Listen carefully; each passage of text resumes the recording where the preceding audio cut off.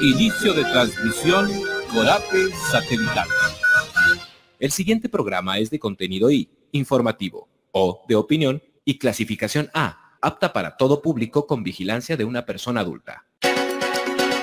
Corape, la coordinadora de medios comunitarios, populares y educativos del Ecuador, presenta Ágora Democrática, un espacio para el diálogo, el debate y análisis de los temas de la coyuntura nacional en las voces de sus protagonistas.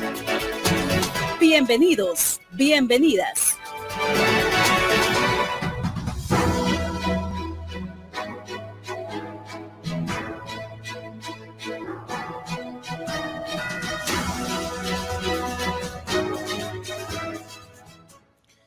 Reciban un cordial saludo y sean todos y todas bienvenidos a este espacio de análisis y diálogo Ágora Democrática, en donde este día está planteado el tema ¿qué pasa en el Ecuador en temas de seguridad? Previo a iniciar y conocer a nuestros invitados del día de hoy, queremos también enviar un cordial saludo a la red de medios comunitarios que en este momento, mediante sus plataformas digitales y ondas radiales, se suman a la programación. Les recordamos que estamos transmitiendo por medio de las redes sociales de Corape y Corape Digital TV. Iniciamos en breve.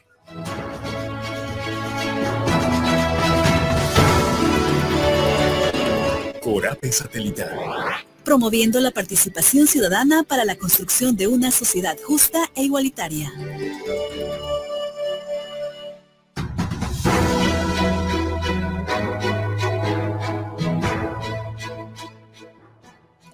¿Qué pasa en el Ecuador en temas de seguridad? Es lo que hoy analizamos. A propósito de recomendarles también a las personas que nos están siguiendo también que nos puedan activar la campana en Corape Digital TV para que sigan de esa manera también todas las notificaciones que al momento se da. Y también a nuestros panelistas, desde acá por favor nosotros controlaremos el audio para que mantengan abiertos también sus micrófonos. Y como los mencionamos, una fuerte explosión ocurrió la madrugada del domingo 14 de agosto en el barrio Cristo del Consuelo de la ciudad de Guayaquil, que dejó 5 personas fallecidas, 17 heridas y viviendas destruidas.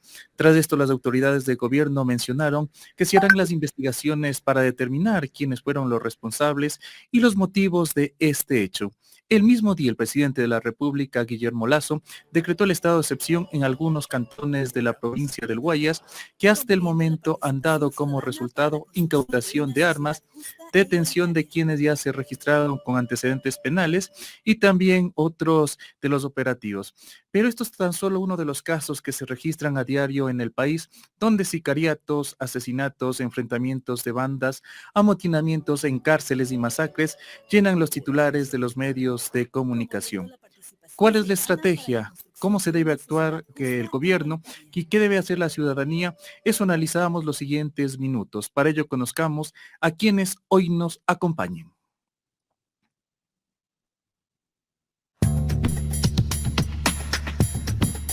Natalia Sierra, socióloga, catedrática universitaria. Daniel Pontón, docente universitario del Instituto de Altos Estudios Nacionales, doctor en Ciencias Sociales, especialista en temas de seguridad. Lorena Piedra, maestría en Relaciones Internacionales, con mención en Seguridad y Derechos Humanos, experta en crimen organizado, autora de varios libros enfocados a seguridad y sistemas de inteligencia.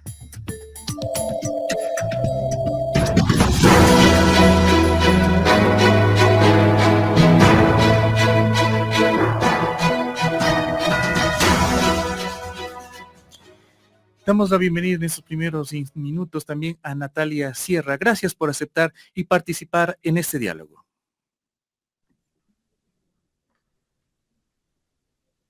Buenas tardes ya. Gracias a ustedes por la invitación y un saludo a los dos compañeros de mesa.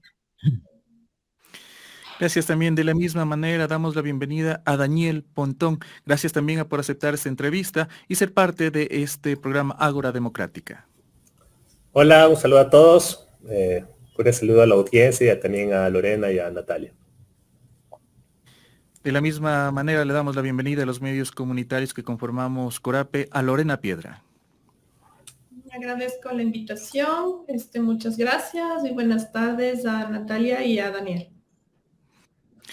Iniciamos. Los altos índices de violencia en el país preocupan a la ciudadanía. Según datos que maneja la Policía Nacional, entre el 1 de enero y el 10 de agosto de 2022, los homicidios intencionales, homicidios, asesinatos, femicidios y sicariatos en nuestro país se han duplicado en comparación al mismo periodo de 2021. Aunque las causas de la violencia son diversas, han mencionado, la Policía Nacional atribuye al 81% de los homicidios a la violencia criminal. Sobre todo esto, dice la policía, esta violencia se relaciona con las disputas de grupos criminales por territorios para el tráfico de drogas. Le consultamos en primera instancia a Natalia Sierra. ¿Cuál es la lectura de la situación que vive el Ecuador en estos temas de seguridad que está pasando y que preocupan a diario?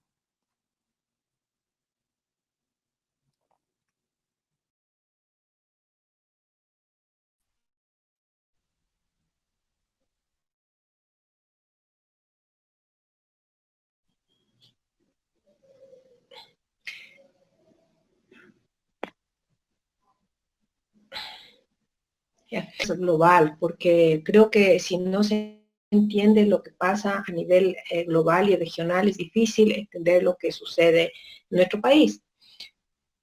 Yo creo que el momento actual de la historia de la humanidad, del proyecto moderno, estamos asistiendo a una caída de la civilización, ¿sí? Que se pudo observar o evidenciar en el contexto de la pandemia, ¿no? No es que ahí empezó, sino que ahí se pudo que se desarrolla en Ucrania, ¿no? Y todas las disputas que tienen lugar ahí en ese conflicto, ¿no? Sobre todo disputas de la dirección de la vida social a nivel planetario. Todo momento de caída civilizatoria implica una desarticulación de los códigos sociales que permiten los procesos de pacificación. ¿Sí? Hay en la formación de la civilización misma es un proceso de pacificación, porque establece límites claros, que son los códigos, que permiten el acercamiento de las personas, es decir, las relaciones sociales que van estructurando las instituciones. Esto, creo yo, en este momento está cayéndose a nivel global. Y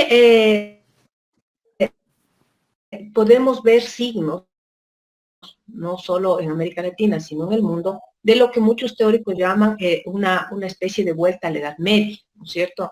Donde son épocas de que se desatan los impulsos agresivos, se desata la violencia en todas las direcciones, y aparece, tomando en cuenta que en la Edad Media no había todavía esta institución, ¿no es cierto?, que es del Estado, que tiene el monopolio de la violencia y el monopolio de las finanzas. Yo creo que está pasando eso ahora, y creo que pasa por el propio desarrollo de la economía capitalista, ¿no es cierto?, que en su expansión va destruyendo su propia codificación a nivel político, a nivel cultural, a nivel social. Y entonces nosotros tenemos ahora que en el desarrollo del capitalismo, la punta de lanza de este desarrollo lo tiene el capital mafioso, el capital ilegal, ¿no es cierto? Nosotros tenemos que en los grandes centros financieros como BlackRock, por ejemplo, llega el capital de todo el mundo, independientemente de cómo se consigue ese capital. O sea, ahí llega tanto el capital legal como el capital ilegal del narcotráfico, del tráfico de personas, del tráfico de órganos, etcétera, etcétera.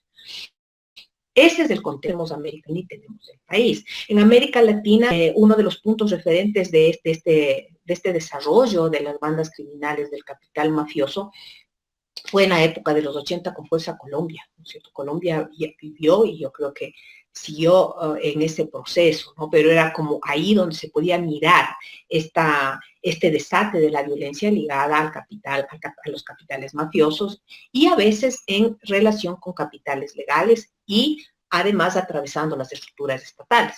Luego esto se replicó en México, y en México, con las dimensiones de México, por supuesto, esta lógica se amplificó. Y desde los años 90 para acá, sobre todo en los dos últimos décadas de este siglo, se conoce este proceso como de expansión de este desorden criminal desorden o criminal, como la mexicanización, ¿no?, de los países.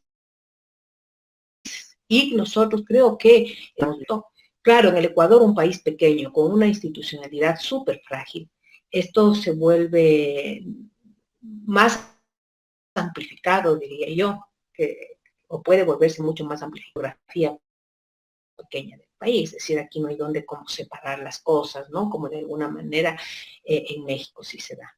Entonces, tenemos este contexto que yo creo que no va a parar, porque además esto responde, ¿no es cierto?, a lo que acabo de decir, de esta caída civilizatoria, pero a procesos propios nuestros, no como un agudo empobrecimiento de la población, ¿no es cierto? Empobrecimiento no solo económico, sino empobrecimiento social, empobrecimiento emocional, ¿no es cierto? Nosotros tenemos una gran cantidad de jóvenes que están, prácticamente se les lanza a las bandas criminales, porque estudiar, conseguir un trabajo y desarrollar su vida, sino que están ahí lanzados al comercio como mano de obra barata de las bandas criminales. Entonces, no se resuelven los problemas estructurales, pero yo, en el momento actual, obviamente, que ya haya atentados como los que ocurrió en Cristo de Consuelo, es algo que debería dejar hasta ahí, la primera parte. Según los datos que maneja la Policía Nacional y las autoridades entre enero de 2000, entre 1 de enero y 10 de agosto del 2021, existieron 1.156 homicidios intencionales en todo el país. En 2022, en el mismo periodo, la cifra aumentó en más del doble, a pesar que incluso se ha declarado estados de excepción para frenar la violencia e inseguridad. Entre enero y agosto de este año, se reportan 2.509 homicidios intencionales en todo el país. Daniel Pontón, le consultamos. Son datos que a un ciudadano común asustan, pero a la vez vemos que poco a poco dentro de la sociedad se está como normalizando el tema de crímenes. Bueno, las cifras son reveladoras, ¿no? Tener un crecimiento tan explosivo como que estamos teniendo en el Ecuador es bastante sui generis, y realmente nos pone en una situación bastante pesimista, yo diría siempre apocalíptica, y esa gran parte está en el imaginario de la gente. Esto es una especie de un círculo vicioso que se va como degenerando, porque esto lleva también a las personas a tomar actitudes hostiles frente a ciertas situaciones sociales, intolerancia social, xenofobia, aporofobia, todo ese tipo de cosas que constituyen otro tipo de violencias sociales que van abonando al problema de la violencia. Si la violencia tiene este efecto, las personas que estudiamos el tema del crimen, la violencia, vemos que hay factores desencadenantes de la violencia, pero es una especie de bola de nieve que no se la puede parar si no se toman correctivos muy drásticos frente al tema. Y en ese sentido me parece que en Ecuador el diagnóstico es que ha habido una emergencia de bandas criminales que se están matando entre ellas, pero creo que ese diagnóstico podría ser cierto, toda vez que la violencia se está focalizando en ciertas zonas de Guayaquil, no solamente cuantitativamente, sino cualitativamente. O sea, estamos dando ya paso al narcoterrorismo, que es algo que realmente preocupa muchísimo, y también otro tipo de violencias que son bastante histriónicas. También empezamos a ver que existe ya crecimientos de otro tipo de violencias homicidas, que no están relacionados con el crimen organizado, sino también con, por ejemplo, temas de convivencia. El problema es que ahí hay una especie de relacionamiento. Por ejemplo, ahorita el sicariato se utiliza para resolver conflictos sociales de índole cualquiera, y ese proceso es degenerativo. Hay una lógica de lo que llamamos el spillover, ¿no?, que es básicamente el efecto derrame, y casi todas las provincias actualmente del país ya demuestran signos de crecimiento acelerado de la violencia. Y por lo tanto se está constituyendo ya un problema, claro, un problema pandémico, pero debe ser enfocado bajo distintas formas de visión. El gobierno está focalizado en un debate que para mí es totalmente miope e ingenuo, ideológicamente creado, obviamente, que es este concepto de la guerra contra las drogas y decir que estamos ganando la guerra porque apilamos muertos en las calles, es un contrasentido completo en seguridad. Sin embargo, lo que no existe es una política para justamente mitigar y reducir estos niveles de violencia. Si tú tienes una estrategia del país para evitar que estos niveles de violencia sean tan crecientes. Ni siquiera nos planteamos como meta decir vamos a estancarnos, sino que estamos viendo casi de una forma contemplativa, y ahí se colige con lo que ustedes decían, casi normalizada, de que vamos a vivir una ola expansiva, que vamos a tener niveles ya totalmente desbordados, ¿no? Se me viene a la mente lo que pasó en Venezuela a partir del año 2000, cuando empezó a haber un crecimiento inconmensurado de la tasa de homicidios, y es algo que ahorita se la puede controlar. Tienen homicidios de cerca de 50, 60 homicidios por cada 100.000 habitantes. Lo que va del año en el Ecuador, según lo proyectado, vamos a tener una tasa cercana a los 20, 22 homicidios por cada 100.000 habitantes. Pero dado el nivel de crecimiento, posiblemente en un par de años estaremos como Venezuela, Honduras y otras realidades centroamericanas, que es realmente muy complejo el panorama. Entonces, eso es lo que preocupa sobremanera, esta ausencia de estrategias para mitigar la violencia. Yo decía, el problema en sí de la seguridad es la violencia. Está bien, hay que luchar contra el narcotráfico, es un problema, pero no por esa lucha contra el narcotráfico vamos a hacer esto una especie de guerra fratricida y de deterioro muy fuerte de las condiciones de convivencia de las personas. Que ojo, eso también es una limitante enorme para múltiples facetas de la vida social. Tiene que ver con la parte social, la parte económica, la parte de las relaciones familiares, etcétera, etcétera. Entonces, aquí es lo que no se está viendo, es el fenómeno multicausal, y obviamente es una limitante enorme al desarrollo, ¿no?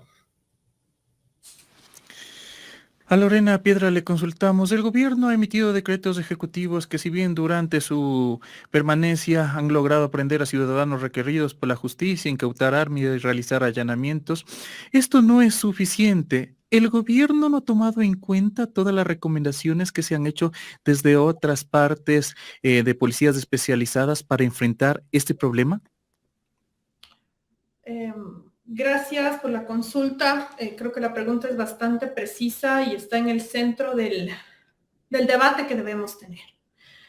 Por un lado, para alcanzar niveles de gobernabilidad decentes que te permitan implementar política pública, gobernar, hacer algo, tú vas a necesitar tener más o menos manejada la variable política, contar con buena reputación delante de la población. Y los estados de excepción lo que hacen es eso, ¿no? Es decir, cuando yo lanzo un estado de excepción, estoy mandando un mensaje donde dice el Estado está controlando las cosas, despliego las fuerzas que en teoría tienen el monopolio legítimo de la violencia dentro del territorio, y digo en teoría porque Cristo del Consuelo es un lugar muy complejo, no podemos descontextualizar de qué lugar estamos hablando, ¿no? Del Cristo del Consuelo, como yo ya lo he dicho anteriormente, donde en plena época de pandemia, con estado de excepción, se hacían las grandes fiestas de salsa, ¿no? Y donde el imperio del Estado, el imperio de la ley simplemente no llega, porque históricamente no ha llegado, porque es el primer asentamiento fuera de la ley, por así decirlo, ¿no es cierto? La primera invasión históricamente que tuvo lugar, pues, en Guayaquil. Y eso es lo que se ataca, o sea, el golpe mediático que se da a través de los estados de excepción. Sin embargo, yo creo que esto de los golpes mediáticos con los estados de excepción se va agotando porque no es la primera vez que se decreta. De hecho, alguna vez yo comentaba con mis alumnos y les decía, hay un tema, nosotros tenemos que analizar cuánto usa estados de excepción el gobierno que está de turno. Y ahí vamos a saber, vamos a poder medir una serie de elementos, pero ya sabemos qué pasó la vez pasada que se declaró estado de excepción en Guayaquil justamente por temas relacionados a lo que se llama ahora violencia criminal o violencia terrorista. Simplemente, pues, más muertes. El estado de excepción en sí mismo no tuvo capacidad, o el despliegue de fuerzas militares y policiales no produjo que se suspendieran las muertes. De todas maneras, ayer ya se realizaron algunos operativos que evitaron que estallaran nuevos artefactos explosivos, pero en sí mismo esto, aparte de tener un golpe mediático y de en algo ayudar a controlar la situación y la opinión pública, no cumple un papel determinante. El debate que debemos tener debe ser sobre un problema de fondo. Estamos intentando solucionar problemas de agosto del año 2022 con soluciones que fueron pensadas para un Ecuador que ya no existe, para un Guayaquil que ya no existe, para un modelo de manejo estatal que ya no existe. Cuando yo declaro un estado de excepción o cuando digo abiertamente en los medios de comunicación lo que decía Daniel, estamos en guerra contra el narcotráfico, yo estoy manejando un discurso que pretende, que expresa, ¿no? Que pretende que existe un punto decisivo. Si es que hablamos de una guerra, las guerras tradicionales tienen un punto decisivo, atacado en teoría a través de estos estados de excepción, y después de este punto decisivo de la guerra, pues yo voy a tener la victoria de la guerra. Pero esto está sobre un sistema de creencias, basado en un sistema de creencias de una realidad que ya no existe. ¿Por qué? Porque el Estado dentro del Ecuador, y esto yo ya lo he dicho, tiene huecos, no tiene el monopolio legítimo de la violencia. Hay zonas, hay cantones, hay barrios donde no ha existido nunca ni existe. Esta no es un conflicto de corto plazo, es un conflicto de largo plazo. Los medios que tiene el Estado son inferiores estratégicamente y materialmente a los que cuenta el Estado ecuatoriano para poder manejar el problema. No podemos imaginarnos siquiera que con este tema de la guerra existirá un daño colateral mínimo. Ya tenemos evidencia de que es todo lo contrario, y este será un proceso de larga duración, porque las organizaciones criminales lucran de la generación de terror y de violencia, y tienen, precisamente porque lucran de eso, muchos más recursos a disposición que los que tiene el Estado. Además que no juegan con este tema de la ley y los derechos humanos, con lo que sí juega el Estado, y que ciertamente, si es que estamos hablando de un conflicto, de una guerra, como se tiene en la retórica, te va a dejar en desventaja. Y este es el problema de fondo, que estamos tratando esto como si fuera un conflicto de hace mucho tiempo, pero no se ajusta a la realidad. La intervención que está dando el Estado no va a ser capaz de contener las cosas ni siquiera en el corto plazo, creo yo, peor en el mediano y en el largo plazo. Durante el 2021 son más de 958 asesinatos que se dieron en el país, pero lo preocupante es que en este 2021, en este octavo mes, la cifra se disparó y hemos llegado a 2.289 asesinatos. Natalia, esta lucha de territorios y casos de sicariato se atribuyen a bandas internacionales, también se lo ha dicho que podrían ser temas de migración. Pero la violencia en nuestro país, tal como lo menciona Lorena, siempre ha existido, aunque en menor porcentaje. Pero la decisión de la guerra contra el crimen organizado que ha mandado un mensaje directo el gobierno en estos momentos, ¿por qué tiene este repunte de criminalidad?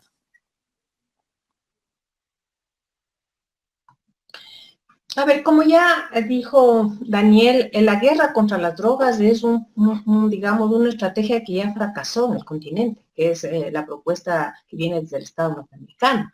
Ha sido ya reconocido el fracaso de la guerra contra las drogas. Eso no funciona.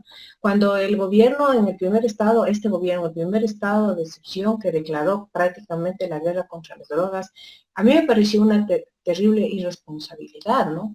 Porque primero hay que decir, ¿tiene el Estado la capacidad de entrar en esa guerra contra, digamos, bandas criminales que sí, creo yo, tienen condiciones transnacionales? No tiene. Además, más aún cuando el mismo Estado está atravesado, ¿no?, por estas bandas criminales, si se está hablando ya de un narcoestado. Entonces, creo que no, el gobierno no tiene ninguna posibilidad de dar respuesta a esto, pero ninguna, en ningún campo y en ninguna estrategia. Yo lo que quería aquí plantear, y es para que se entienda esto, lo que nosotros vemos, lo que nos muestran los medios de comunicación, lo que nos asombra todos los días cuando prendemos la televisión o cuando entramos a las redes, es lo que se llama la violencia subjetiva, ¿no? Es lo que se nos muestra. Y si nos quedamos en ese nivel del análisis, no vamos a aportar a nada. Una violencia que no es subjetiva, que es una violencia simbólica, la violencia en el lenguaje no es el idioma, sino las estructuras, digamos, de comprensión del mundo.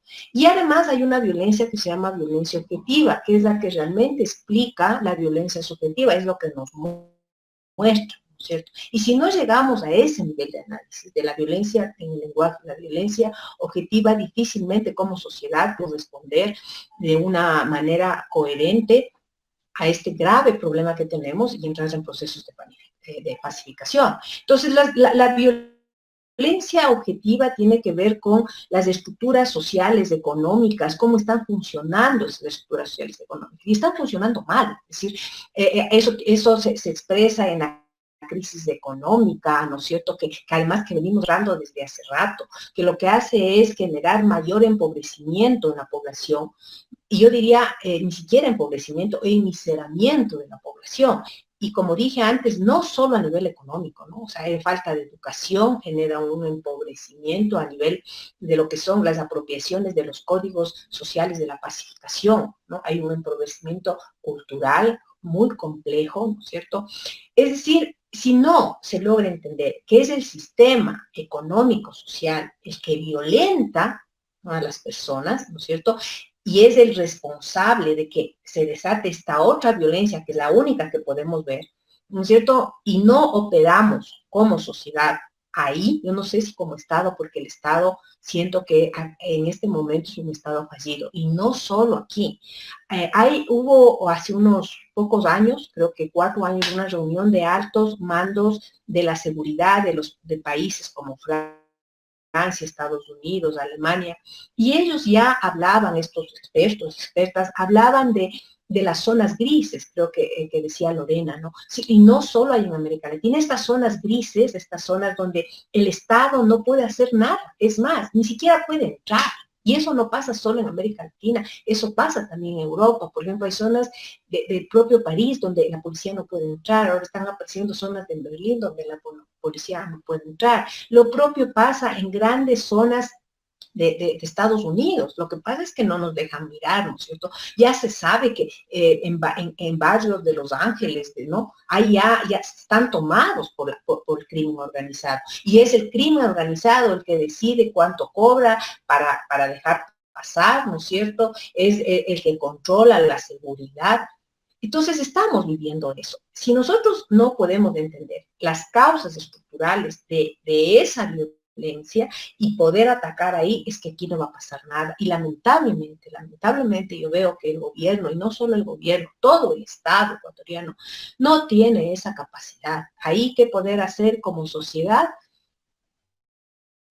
quizás es factible, ¿no?, que la sociedad civil empiece a preocuparse, a organizarse y a tratar de dar salidas a esta terrible situación, porque si no vamos a entrar el Ecuador va a ser tomado por la guerra del capital mafioso, ¿no? Y yo diría no solo del capital mafioso. O sea, hay implicaciones del capital legal en el capital mafioso. Por ejemplo, todos hablan del microtráfico y de que sale la droga por los puertos. ¿Quién habla de lavado? Y el lavado se hace en el sistema financiero nacional, ¿no? Ahí también se produce la violencia. Y a propósito de esto también, como estamos transmitiendo en nuestras redes sociales, nos hacen llegar una consulta que queremos que Daniel Pontón también nos pueda responder. Dice, lamentablemente el gobierno no tiene socializado con la ciudadanía nacional ningún plan de seguridad. Estamos desprotegidos. ¿Qué se puede hacer? El plan de seguridad hay. Es un plan aprobado por el gobierno y acuerdo ministerial en el año 2019. Que nunca le han dado operatividad. El mismo ministro ha dicho que no no se han dado operatividad por falta de recursos, de una serie de situaciones más de corte burocrático. Recién se está construyendo la política, nosotros como IAEN hemos tenido cierto nivel de apoyo, dado que nuestra misión también es apoyar al Estado en la generación de política pública, pero acá hay un tema más de fondo. O sea, a veces me suelta comprender qué es lo que está pasando, ¿no? Yo creo que estamos pasando, el concepto aquí es que las drogas, el gobierno contra las drogas, es una forma de gobernar también la sociedad. Por tanto, yo sí creo que aquí estás constituyéndose una suerte de narcogubernamentalidad. Es decir, el tema del narco tiene múltiples usos, distintos actores, no tiene una lógica concentrada y única de poder, sino tiene múltiples dimensiones, ¿no? Pero desde el ámbito del gobierno me parece que no está orientado el accionar del gobierno, y yo creo que tengo elementos para pensar que eso es así, en resolver los problemas realmente, sino verlos de una forma superficial. No nos olvidemos que este es un gobierno de la comunicación política, de ahí nació. El Lazo es un producto de la comunicación política y al parecer ahí nace y muere la gestión del Estado, ¿no? De esa narcogubernamentalidad estamos llegando a una necrogubernamentalidad. ¿Qué quiere decir eso? O sea, básicamente que hay unos usos políticos muy definidos con respecto a estos temas. Y el primer claro es que no existe una orientación de resolver problemas explícitos. Porque cuando usted en política pública trabaja para resolver problemas, lo primero es una filosofía del solving problem, que le llaman, ¿no? Que básicamente es identificar el problema, definir un marco de acción, estrategias, para eso necesita establecer recursos y dar seguimiento al tema para ver cómo, con una base numérica importante, o sea, de información, puedo llegar a resultados concretos y disminuir los índices, por lo menos, de violencia, que es cómo se mide la inseguridad. Para parecerse no es la retórica del gobierno, porque claro, todo lo lleva a nivel de una semántica y se queda en la parte superficialidad. Cuando Natalia decía el tema del anuncio con el presidente, la llegada al poder, de decir, hay una guerra contra las drogas, vamos a hacer una guerra contundente. Es una guerra que no estuvo preparado. La pregunta es, ¿cómo se mete una guerra, ¿no? Si no está preparado, bueno, habría que preguntar a los generales si eso se puede. Pero si usted solamente habla de una guerra y no tiene la preparación, ¿no? Al parecer, solo se queda mera superficialidad, ¿no? Cuando uno, por ejemplo, hace un análisis sobre lo que pasó con el famoso radar, que era como la bandera de lucha del presidente para decir, vamos a tener una nueva era en el control de drogas, a la semana se lo boicotearon. Y todo el mundo sabe que ese boicot nació de adentro, ¿no? Y bueno, la credibilidad del presidente está en entredicho, que un presidente no puede perder su credibilidad. Pero sin embargo, el presidente miró para otro lado. Nadie dice nada, absolutamente nada, ¿no? La retórica de tener una nueva era en la lucha del control contra el espacio aéreo y marítimo que tiene el país quedó en nada. Y nadie dice absolutamente nada. Entonces es algo que me preocupa mucho. Y se han dedicado a través de una serie de narrativas a decir, bueno, el problema no es nuestro, el problema vino creado, el concepto de narco ahorita calza para todo, ¿no? Bajo esta lógica del pánico moral, narco gobierno, siendo narcoestado, siendo el responsable del Estado, la narcoguerrilla, la narcosubversión, el tema del paro indígena también se utilizó el tema narco. Por lo tanto, hay toda una racionalidad gubernamental que a veces me genera una especie de escalofrío profundo, realmente saber si realmente este gobierno está interesado en resolver el problema o si realmente se quiere subir sobre el caballo de la inseguridad, de la violencia descomunal, para efecto de por ahí un poco sacar adelante un gobierno que por todos lados hace aguas y es un gobierno extremadamente débil, ¿no? Y sin capacidad concreta de cambiar la realidad. Entonces, ahí es donde realmente uno tiene que abrir el campo de análisis. Y yo, desde mi punto de vista, soy extremadamente pesimista frente a lo que pueda venir a futuro, ¿no? También desde la ciudadanía se ha cuestionado que dentro de las políticas que maneja el gobierno nacional se ha dado planes, se ha puesto nuevas autoridades, sobre todo en el SNAI, se ha cambiado constantemente para hacer lo que han dicho frente a la delincuencia que se genera desde los centros de rehabilitación social. El gobierno ha desestimado también y ha reiterado que la mayoría de crímenes que se cometen también, lo que se mueve, la gran cantidad de toneladas de droga, parten desde los centros de rehabilitación social. Lorena, ¿qué se puede hacer frente a esto? El temor está invadiendo también a la ciudadanía día a día.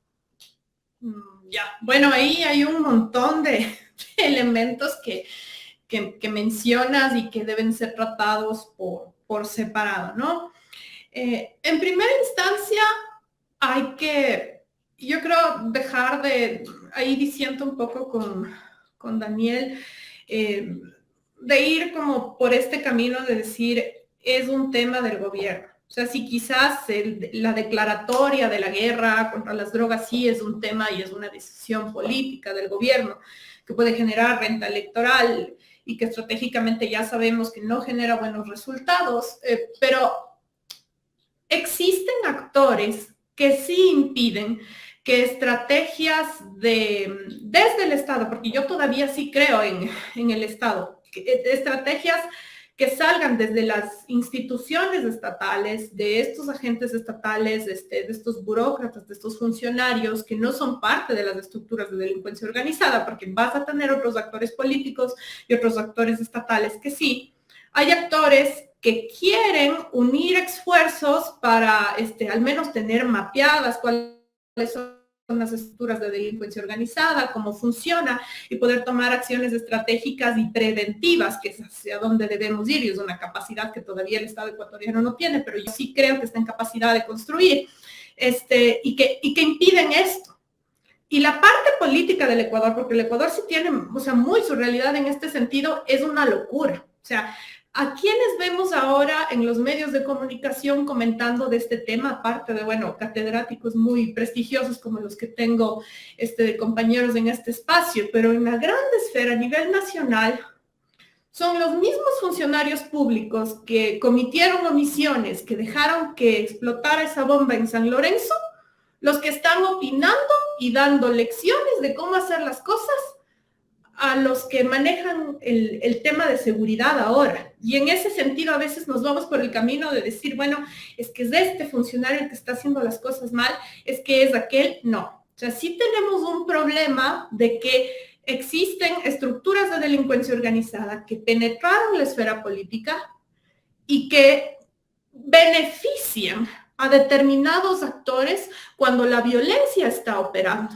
Tenemos que preguntarnos qué relaciones son las que sostienen con otros actores sociales la parte política, qué actores desde la política para develar lo que está por detrás, porque tenemos que ver cómo está el tema de los fenómenos, cómo se vinculan estos fenómenos con la cuestión de la ley y con la comunidad política. Estos temas no se dan en el aire. Ahora, por otro lado, lo del sistema penitenciario, esto es todo un problema que tiene incidencia en el gran espectro de la seguridad del Ecuador, pero que tiene sus propias dinámicas y que es tan complejo por dentro que o sea, traerlo acá en este momento para responderle una pregunta sería muy, muy complicado. Lo que sí está claro es que el Estado no tenía control sobre los centros de privación de libertad y todavía no lo tiene.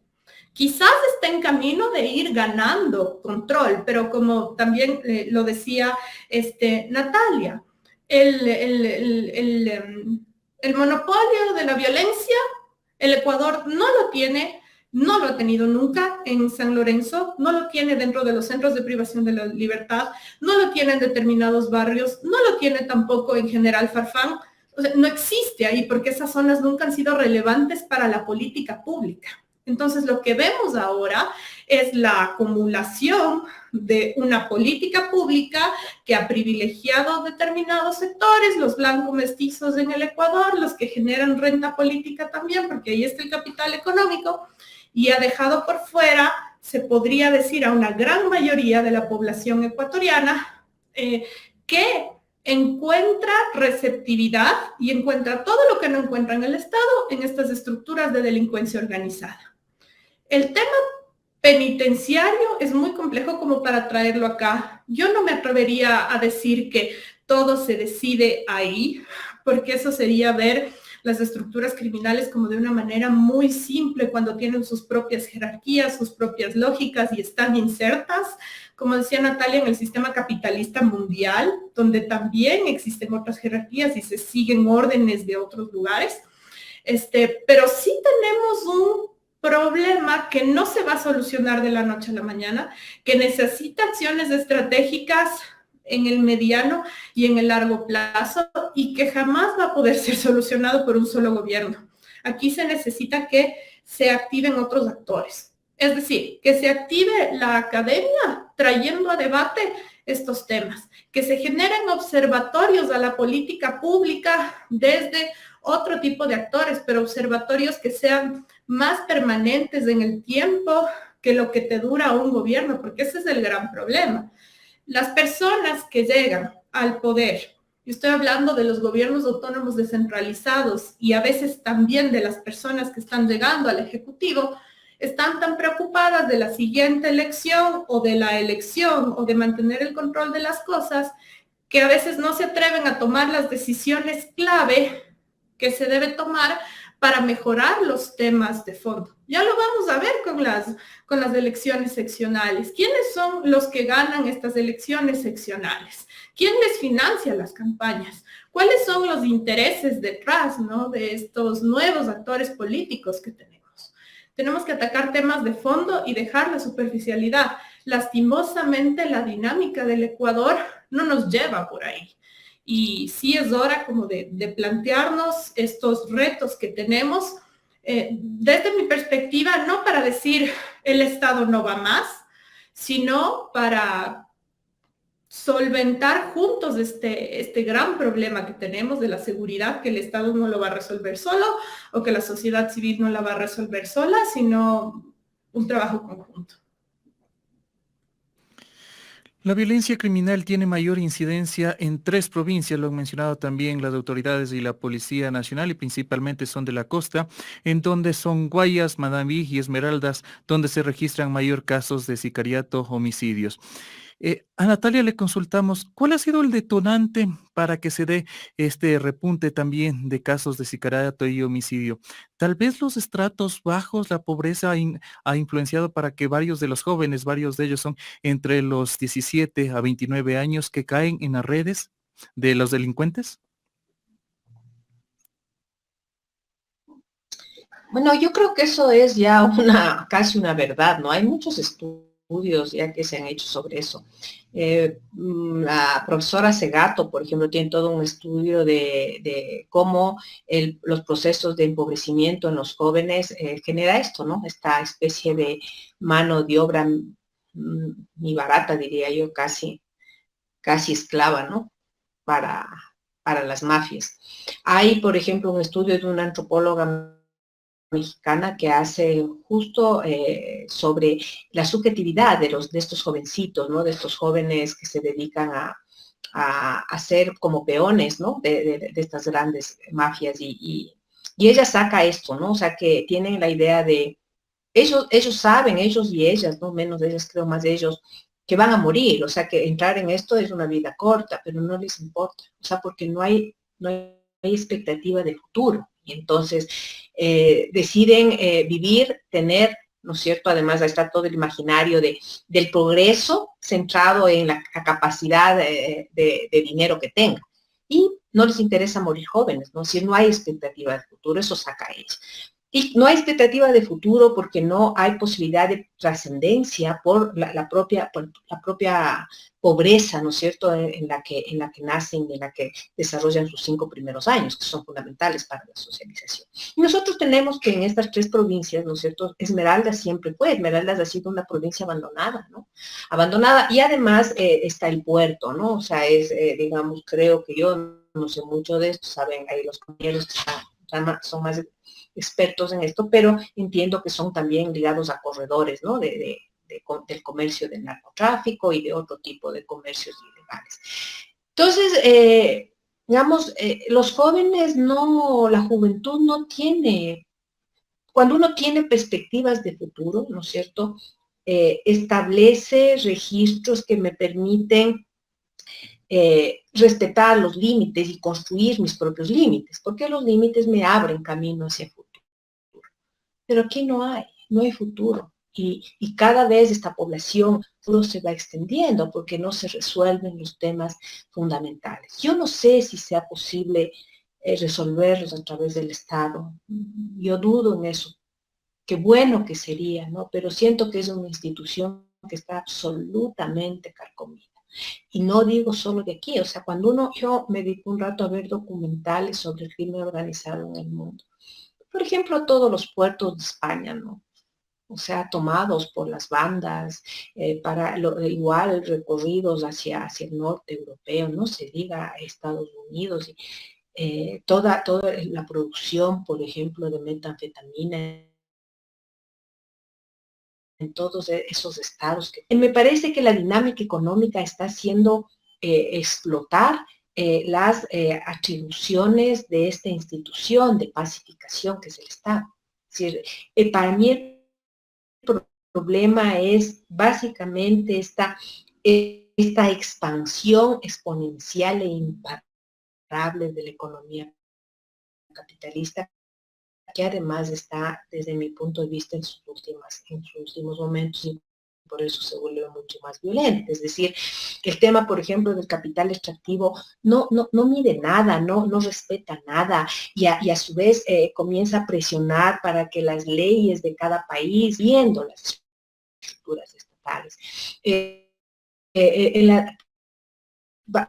cada vez esperamos que lleguen otros funcionarios gubernamentales, y yo digo, no es un problema de las estructuras del Estado y terminan corrompiéndose, y cada vez vemos más corrupción. De hecho, el mismo sistema electoral, ¿quién financia las campañas? O sea, cada vez está más metido corporaciones legales e ilegales financiando las campañas. Luego llega a la representación democrática o a los financistas.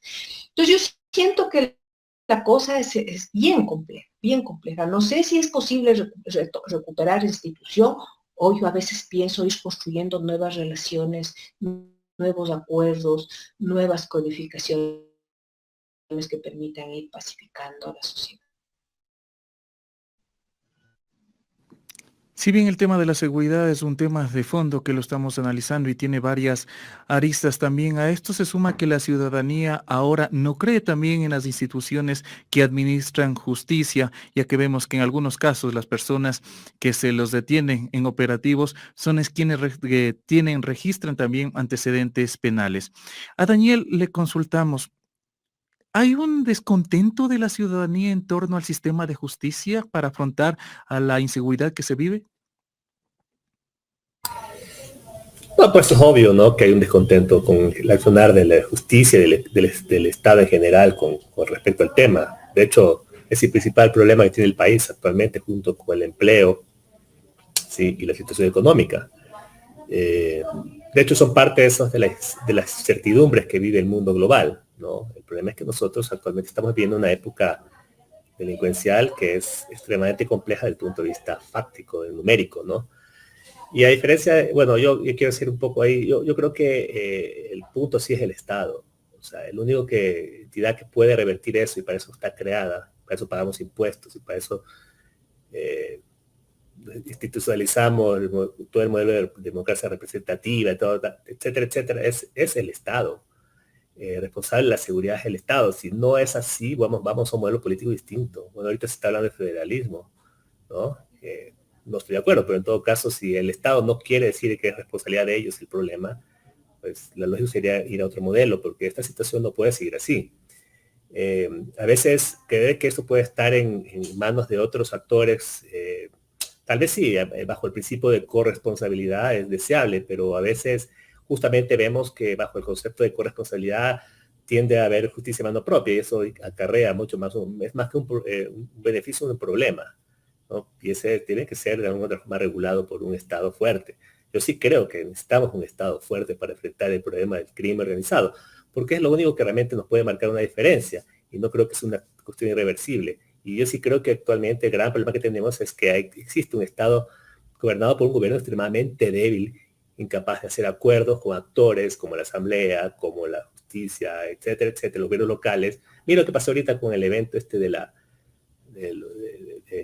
lo que pasó en Guayaquil con esta bomba, ¿no? Lo primero que hubo una pelea entre el gobierno local y nacional, parecían niños peleándose, decir, no, es tuya, mi culpa, ¿no? Pero al final había gente muerta, gente inclusive inocente muerta. Entonces, aquí hay que ver un poco, reflexionar el papel del Estado, y es ahí donde se puede empezar a poner un punto de orden frente a este tema.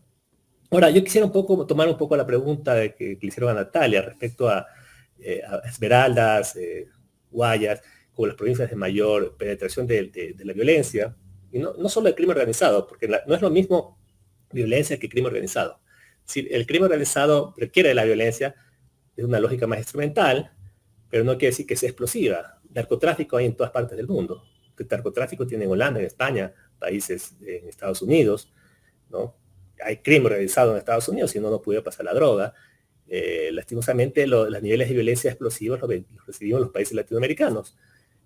Pero a nivel de violencia, las provincias de la costa siempre han sido las más violentas, por números.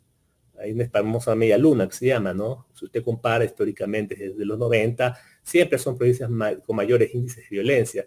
Esas son relaciones históricamente construidas que, bueno, habrá que explicar por qué se daba así. Pero, obviamente, hay otros factores que han contribuido a que esto se esté dando de manera más explosiva en estas ciudades.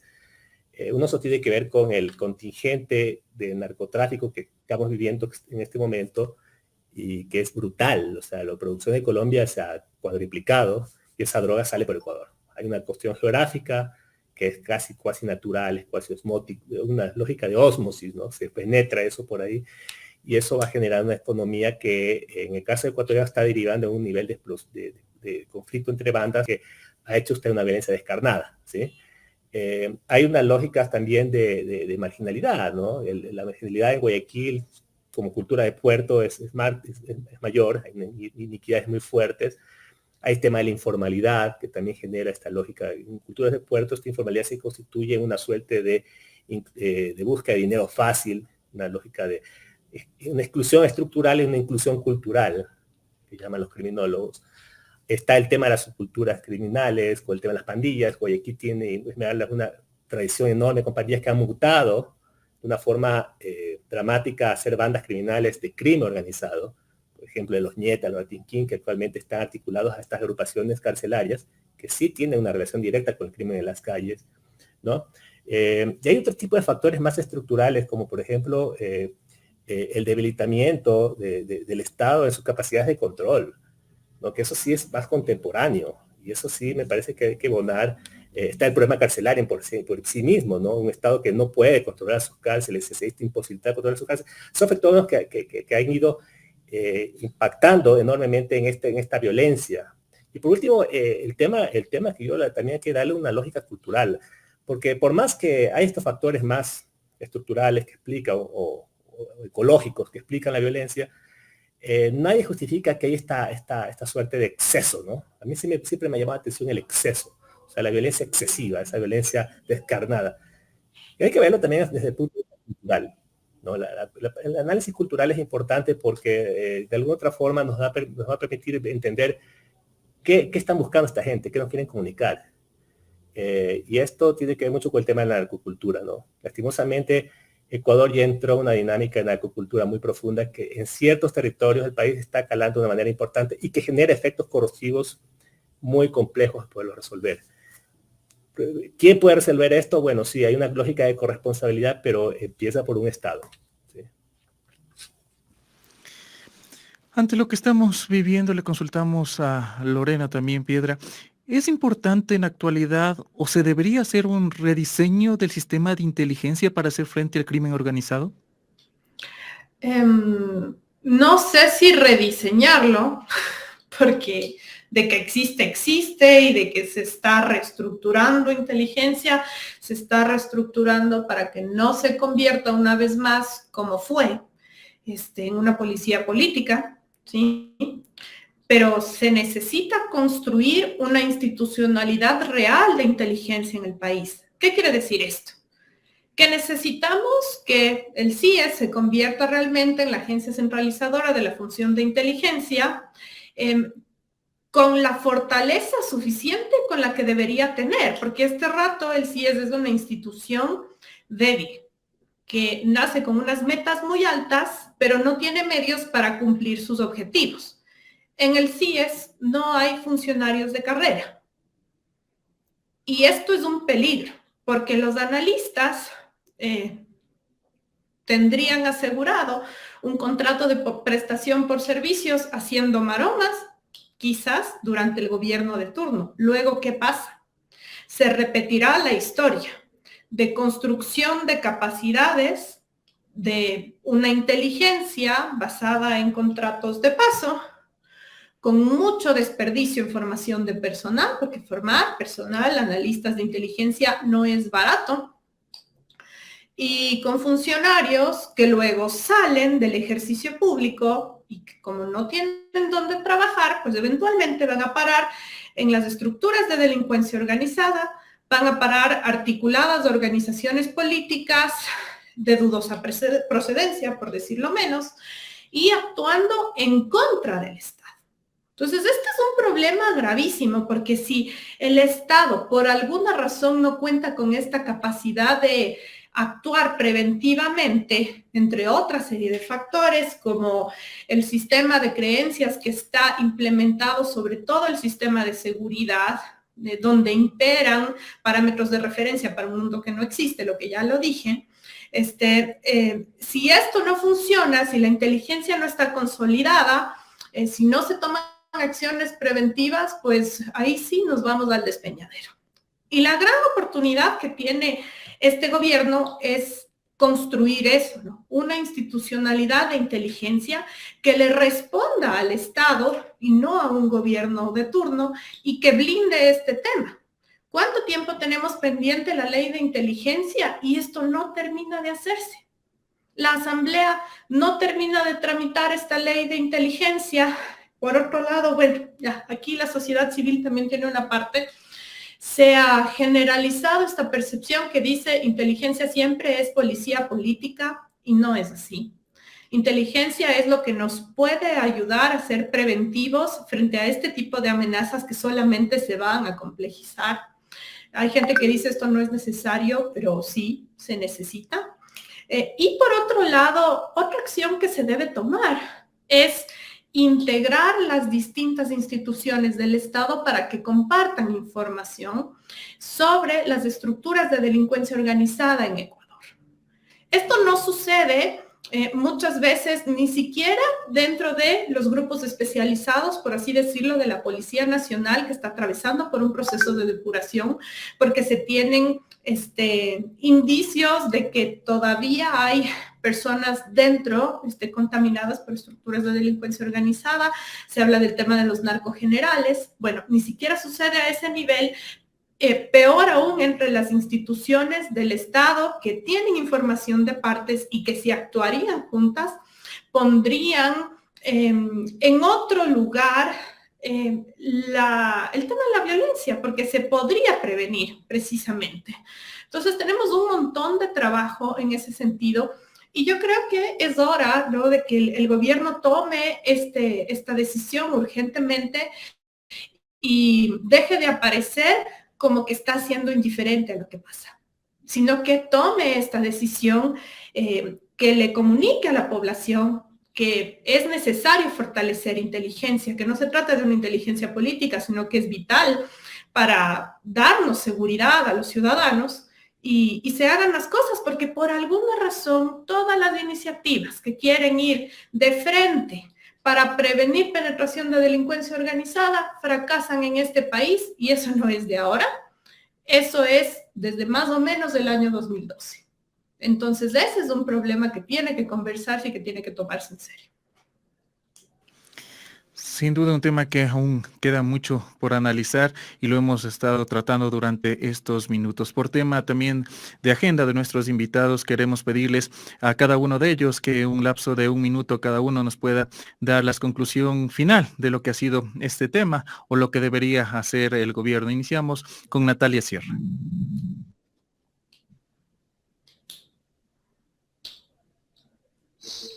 Bueno, yo apelar digamos, a todas las instituciones del Estado para que traten de dar algunas respuestas, ¿no? Para pacificar al país.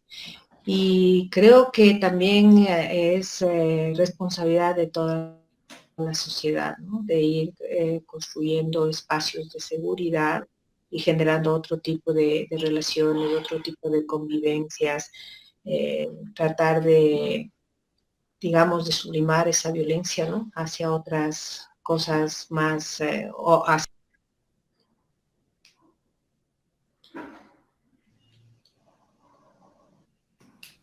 ¿Qué nos puede decir Daniel Pontón como conclusión de lo que hemos analizado durante estos minutos? Yo creo que el gobierno tiene que ser un poco más práctico frente al tema, más pragmático, y poner los puntos en las IES, ¿no? Yo creo que aquí la situación, sí es cierto, es heredada, no es solamente el único responsable de la situación, porque ya venía difícil. Es el gobierno que la gente eligió y que está llamado a buscar poner un punto de orden, al menos que se muestre alguna cara distinta respecto al tema. Yo creo que se han hecho varios anuncios de parte del gobierno respecto a acciones concretas se va a hacer. Lo interesante es que nos digan cómo lo va a hacer, dónde lo va a hacer y bajo qué condiciones lo va a hacer.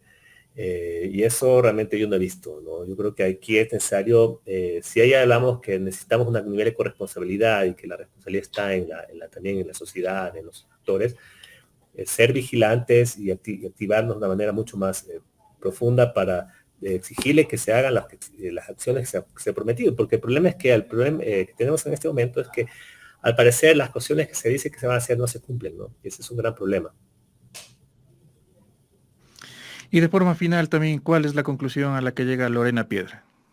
Es necesario que el gobierno desmitifique el tema de la inteligencia, genere cultura de inteligencia en los ciudadanos, institucionalice y blinde un sistema de inteligencia que le sirva al Estado y que tenga como primera prioridad monitoreo, prevención de penetración de estructuras de delincuencia organizada en el país y desde la sociedad civil, dejar de ser indiferentes, tener memoria, acordarse de estos actores políticos que ahora están criticando, y antes fueron, por decirlo menos, negligentes en el manejo de la temática.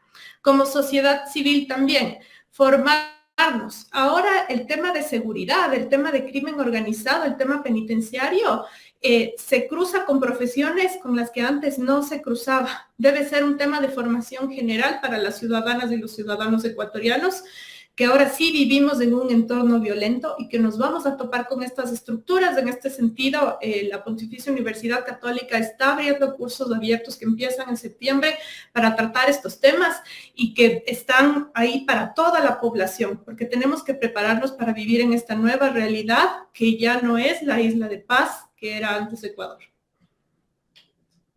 Conclusiones, estamos terminando. Queremos agradecer a nuestros invitados del día de hoy, Natalia Sierra, Daniel Pontón y Lorena Piedra, quienes con su experiencia enriquecieron este diálogo. De la misma manera, la red de medios comunitarios del país, que mediante sus radiales y plataformas llegamos a todo el territorio nacional. Adrián León nos acompañó en control de sonido y control máster, y Rolando Boy estuvo en la conducción. Con nosotros será hasta una próxima oportunidad. Les agradecemos a todos.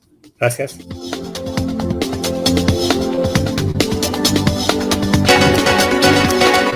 Usted escuchó Ágora Democrática, un espacio para el diálogo, el debate y análisis de los temas de la coyuntura nacional en las voces de sus protagonistas.